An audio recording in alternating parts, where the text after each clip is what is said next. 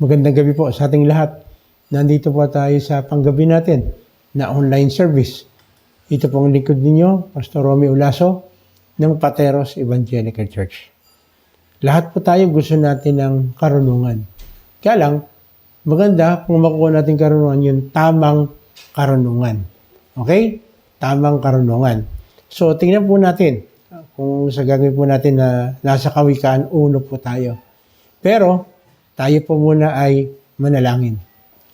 Panginoon, maraming salamat sa gabing ito na kami po ibinigay ng pagkakataon para sama-sama pag-aralan po yung salita. Salamat po Lord sa buong maghapon na ito na kayo nag-ingat, nagabay sa amin. Pinatunayan mo ang iyong kadakilaan, pinatunayan mo ang iyong pag-ibig at pagmamahal sa amin. Dahil sa mga bagay na ito, gusto namin makaranas po ng tamang karunungan. Kaya sa pamamagitan po ng iyong Espiritu Santo, ipaunawa po niyo sa amin itong inyong mga salita. Salamat po sa inyong Espiritu Santo na siya padadala po niyo para maintindihan maunawaan namin ang gagawin po namin pag-aaral. In Jesus' name we pray. Amen. So, saan po ba nagsisimula ang karunungan? Of course, nagagaling ito kay Lord.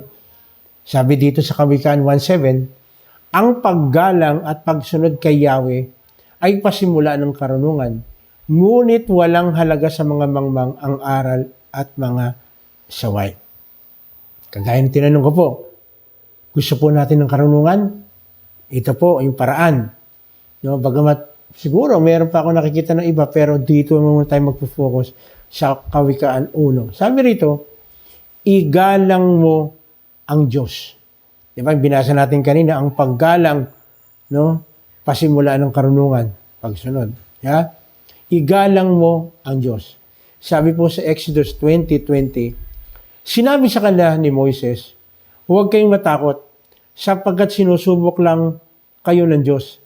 Nais lang niyang magkaroon kayo ng takot sa Kanya, sapagkat ayaw niya kayong magkasala. Noon, ng panahon nila Moises, no, dumating yung time na talagang natatakot sila sa maraming bagay, no? Hindi nila alam kung paano ba yung tamang karunungan makukuha nila. At sinabi ni Moses ang isang dapat gawin, no? Magpakatatag, no? Kung magkakaroon ng takot, kay Yahweh lamang sa ating Panginoon. Kaya igagalang mo siya. Di ba ganito po? Palagi ko pong sinasabi ito. Kapag mahal mo ang tatay at nanay mo, meron kang banal na takot meron kang takot sa kanya. Ano yung takot na yun? Natatakot ka, nasaktan yung kanyang damdamin, kaya igagalang mo siya. Ganon din po kay Lord. Lalong-lalo na kay Lord. Kung talagang sinasabi natin, kaya nga di mo minsan pag kami nagawa kang pagkakamali, uy, hindi ka ba natatakot kay Lord? Hindi ka ba natatakot sa Diyos sa ginawa mong kasalanan? Hindi dahil natatakot, baka paluin ka. Kundi natatakot ka dahil yung respeto nawala. Alam niyo, pinakamahirap eh. Kahit sinong tao gusto niya, ire-respeto siya.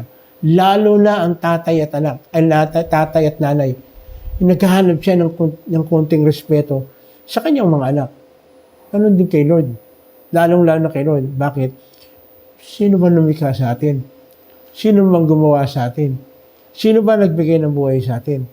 So, ibig sabihin, dahil itong mga bagay na ito, no, nagkakaroon po tayo ng tinatawag na paggalang. Yun yung tinatawag natin, may takot tayo kay Lord, pero out of paggalang, no, respeto. No? Kaya sabi po sa Lucas 12:5, sasabihin ko sa inyo kung sinong dapat ninyong katakutan. Katakutan ninyo, siya na pagkatapos pumatay ay may kapangyarihan din magtapon sa impyerno. Sinasabi ko sa inyo, ang Diyos ang dapat ninyong katakutan.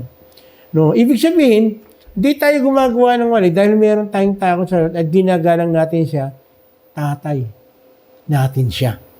No? Siya yung nagbibigay sa atin ng karunungan at kaalaman. Kaya, tingnan nyo hindi ba karunungan yun yung hindi mo sasaktan yung katawan mo dahil alam mo, templo ito ng Diyos. Hindi ba karunungan yon? So, hindi ka maninigarilyo dahil alam mo, masisira ang templo. Hindi ka magdodroga dahil alam mo, ang katawan mo ay templo. So, ibig sabihin, Kapag ginawa mo itong mga bagay nito, nagbibigay tayo ng paggalang at pagrespeto doon sa Diyos na gumawa nitong katawan na ito. Di ba? Tatay at nanay. Matutuwa kaya si nanay at tatay pag nakita, lalo na ngayon, mag-graduation na po o moving up. Matutuwa kaya si nanay pag nakita niya na tayo, nakatapos tayo with color. Matutuwa. Of course, matutuwa din si nanay at si tatay kapag tayo ay nakapasa. Pero mas iba ang saya.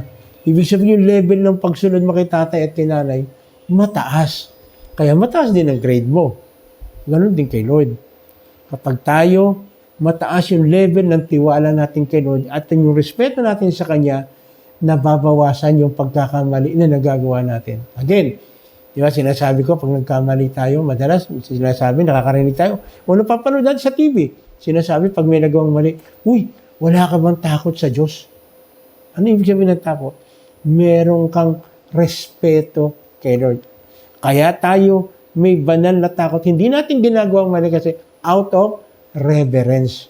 Nire-respeto natin ang ating Ama na nasa langit. Pangalawa, una, igalang mo ang Diyos. So, paano mo siyang igagalang? Sabi sa Kawikaan 7, ang paggalang at pagsunod kay Yahweh ay pasimula ng karunungan. So, ibig sabihin, kapag kagaya mo sinasabi ko po kanina, kapag sinunod natin yung gusto ng ating Diyos, makikita natin, no, merong magandang resulta ito. Parang ganito. Huwag naman po kayo magtatampo. No, di ba? Sinabi ng Biblia na dapat ang piliin mong mapapangasawa o makakasama sa buhay ay kaparehas ng iyong pananampalataya. Hindi ba karunungan yon? Bakit karunungan? Hindi kayo basta-basta mag-aaway. Bakit? Meron kayong common denominator. Meron tayong common denominator. Sino? Si Kristo. Nasa gitna natin. Hindi ba karunungan yon? Hindi ba tamang karunungan yon na pipili ka ng mapapangasawa mo na parehas ng faith mo? Aba, mahirap. Kapag ang napangasawa mo, hindi mo kaparehas ng pananampalataya. Bakit? Pagsisimula ng away. Pag linggo, saan kayo magsisimba? Mahirap, di ba? Paano kung hindi kayo magkaparehas ng faith? Hindi parehas yung paniniwala ninyo. Mahirap yun. Ano pa? Kapag ikaw, no, gusto mong sumunod sa kalooban ng Lord, utos ng Lord, huwag tayong makikiayon sa takbo ng mundong ito. Makikita natin yan sa Roma 12. So, ibig sabihin, dapat yung utak natin, yung puso natin, naka-tune in sa salita ng Diyos kung anong sinasabi niya. No? Kaya sabi pa niya, no, sa awit, no, 34:9. Matakot kay Yahweh, kayo na kanyang bayan, nang makamtam ninyo ang lahat ng bagay. So, hindi ba karunungan ito? Karunungan ito, pag sinunod mo pala yung kalooban ng Diyos, makakamtam natin ang lahat ng bagay na kailangan natin. Ika-clarify po natin yan, ha? Hindi yung gusto natin, yung kailangan natin. Magkaroon ka ng banal na takot kay Yahweh, lahat ng needs natin ibibigay ni Lord. Ganun kasimple po yun. Di ba? Ganun kasimple. Yeah. Alam niyo po, isang karunungan ang pagbibigay natin ng halaga sa salita ng Diyos. No? Sinabi nga sa Kawikaan 1:7b, ngunit walang halaga sa mga mangmang ang aral at mga saway. Alam niyo po, ang salita ng Diyos, nagpapakita lang na dapat tayo ay sawayin kapag meron tayong mali. Again, kung ayaw natin magpasaway, hindi naman tayo pipilitin ng Diyos. Kaya lang, sayang naman, no? Sinaway ka na nga. Di ba yung tatay at nanay natin? Anong saway sa atin? Huwag kang kakain ng junk food. Ang tanong, naniniwala ba tayo rito? Sumasang-ayon ba tayo rito? No? So again, yung pagpapahalaga sa salita ng Diyos at ginagamit yung ating magulang para tayo ay magkaroon ng karunungan. Anong sabi dito sa awit 34:11? Lapit, ako'y dinggin, mga kaibigan, at kayo ay aking tuturuan na si Yahweh ay dapat sundin at igalang. No? Again, lapit daw tayo, dinggin natin yung sinasabi ng kanyang salita. Gustong-gusto ng salita ng Diyos na tayo ay magkaroon ng sinasawag na totoong respeto sa ating Panginoon. Kaya nga sinasabi natin the fear of the Lord is the beginning of wisdom and knowledge. Kapag mayroong banal na takot kay Lord, pinagsisimula ng karunungan at kaalaman. At sabi sa awit 111 verse 10, ang pagsunod at paggalang kay Yahweh simula ng karunungan. Taong masunurin, pupurihin lubos, purihin ang Diyos magpakailanman. So again, gusto mo ng tamang karunungan? Sundin natin kalooban ng Diyos. No? Kalooban ba ng Diyos na tayo magbasa ng Bible? Kalooban niya. Kalooban ba ng Lord na tayo magdasal? Kalooban niya. So, ibig sabihin, no? Malaking bagay kung susundin natin ang kalooban ng ating Diyos. At ang pagsunod kay Lord ay pagkakaroon ng banal na takot sa Kanya. Pag sinabing may banal na takot sa Kanya, binibigyan natin ng pagpapahalaga ang Kanyang mga salita. Di ba? Kahit kay tatay at nanay, kung talagang may takot tayo kay nanay at tatay, tinatandaan natin yung Kanyang habilin. Tama ba? Tinatabihin niya. Ang tanong, yung habilin ba ni Lord sa Kanyang mga salita, pinapakinggan natin? Wala tayong masusunod na kalooban ng Diyos kung hindi natin tinutunghayan ang Kanyang mga salita. Kaya sa gabing ito, kaibigan, tingnan mo mabuti. Nalilito ka ba kung paano yung mga decision making na gagawin mo? Na gagawin natin? Nalilito ba tayo? Malilito ka kung lihis ka sa sinasabi ng salita ng Diyos. Kung hindi natin binibigyan ng pagpapahalaga ang salita ng Diyos. Pag hindi natin binigyan ng pagpapahalaga ang salita ng Diyos, iisa lang ibig sabihin, wala tayong respeto sa ating Diyos. At kapag wala tayong respeto sa ating Panginoong Diyos, hindi tayo magkakaroon ng tamang karunungan. Bakit? Sabi, ulitin ko, awit 111 verse 10, ang pagsunod at paggalang kay Yahweh simula ng karunungan. Taong masunurin, pupurihin lubos ang ating Panginoon. Kaibigan, kapatid, tingnan natin mabuti. Ano ba yung mga decision natin? Tayo ba ay talagang nakapaloob pa sa sinasabi ng salita ng Diyos yung ating mga decision making? Tayo ba? Kung sino yung mga tao na ginagamit ng Diyos para tayo ay hubugin, turuan lalong-lalo ng ating mga magulang, binibigyan ba natin ng importansya? Pinapahalagahan ba natin?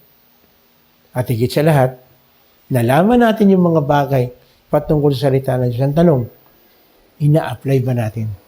Hindi po pwede na alam mo lang. Hindi po pwedeng alam lang natin. Dapat gawin natin. Kasi kung walang application, hindi rin natin makukuha yung tamang karunungan ng gagaling sa ating Panginoon. Tayo po'y pumikit. Tayo po'y mananalangin. Kapatid, sa mga oras na ito, nalilito ka ba? Hindi mo ba alam kung ano yung mga decision making na gagawin mo? At kung minsan, kapag nakapag-desisyon ka, bakit parang mali? Ang tanong, tinanong ba natin si Lord? Sinama ba natin si Lord doon sa ating mga decision making na gagawin? Nakapaloob ba ito sa kalooban ng Diyos?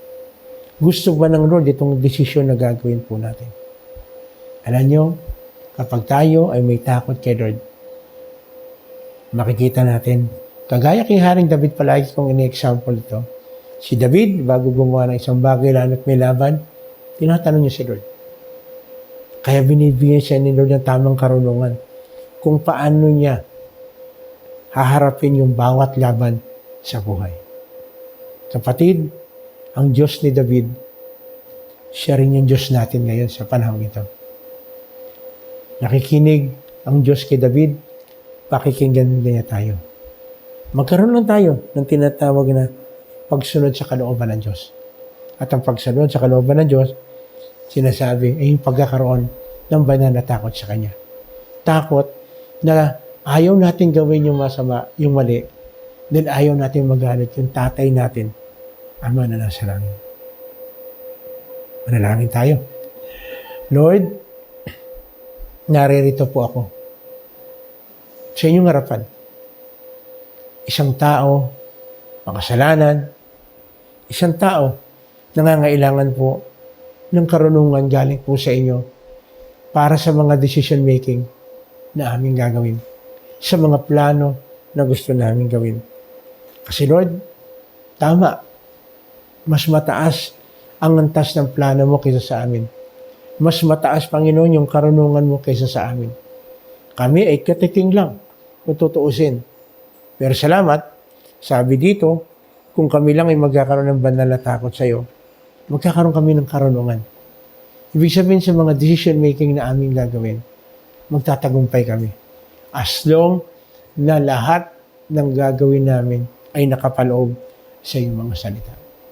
Bigyan niyo kami, Panginoon, ng pagkauho sa inyong salita.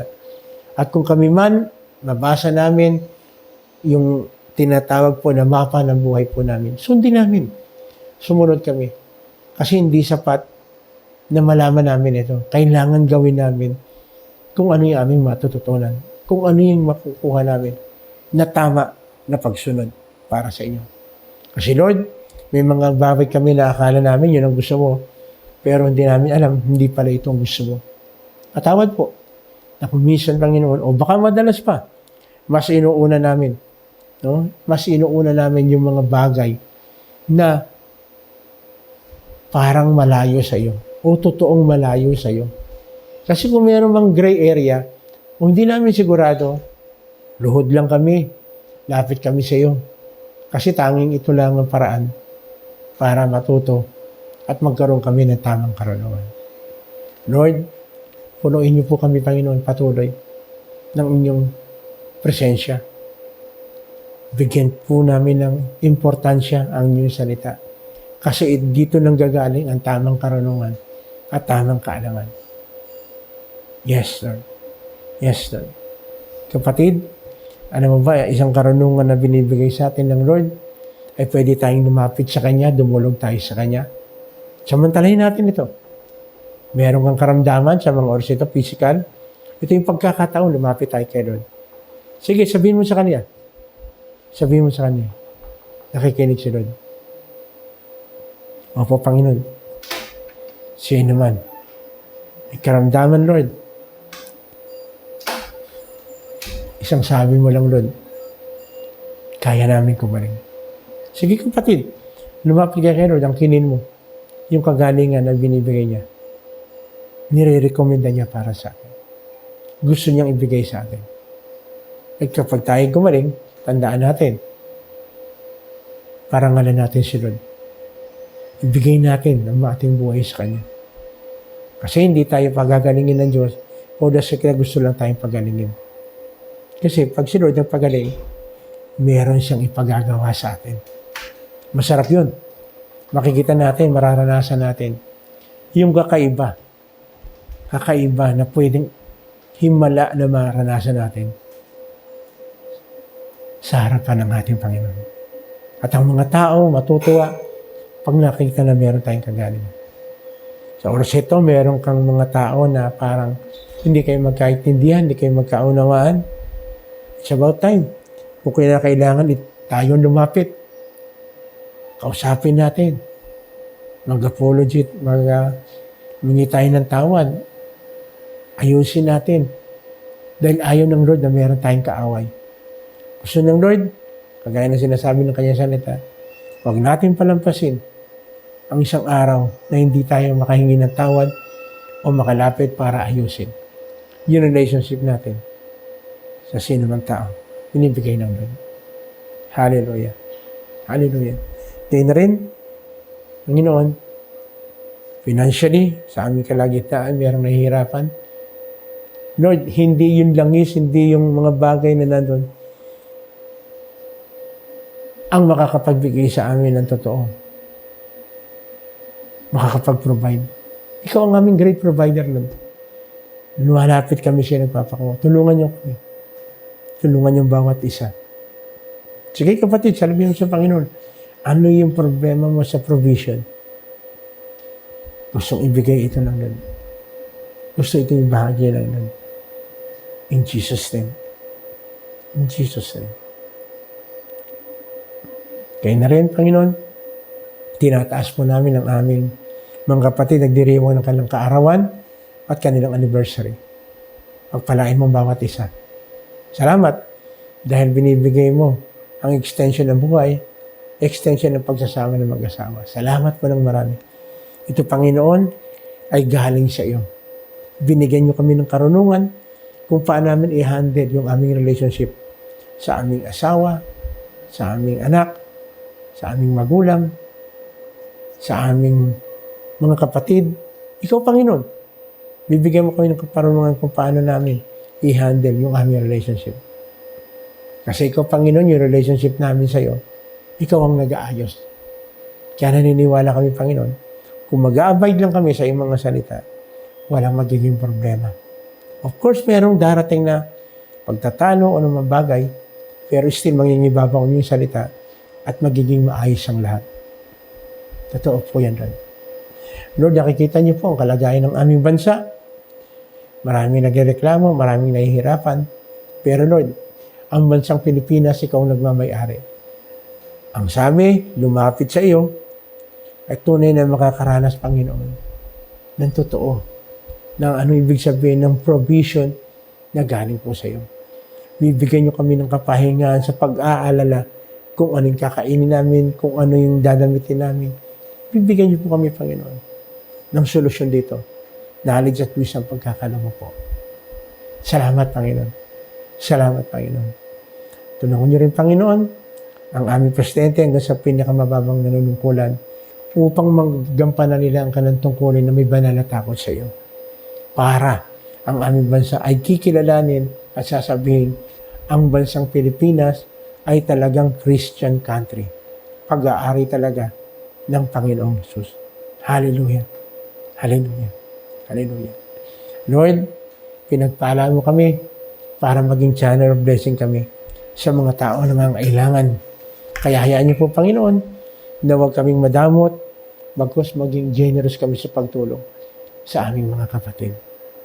Thank you, Jesus. Thank you, Lord.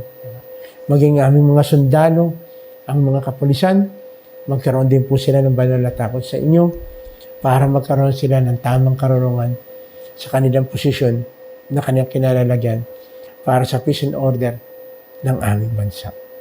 Pagpalain mo rin, Panginoon, ang aming mga spiritual leader na siyang naggagabay, nagtuturo, nagtetrain para ang bawat sa po sa amin ay lalong maging kapaki-pakinabang sa paglilingkod para po sa inyo.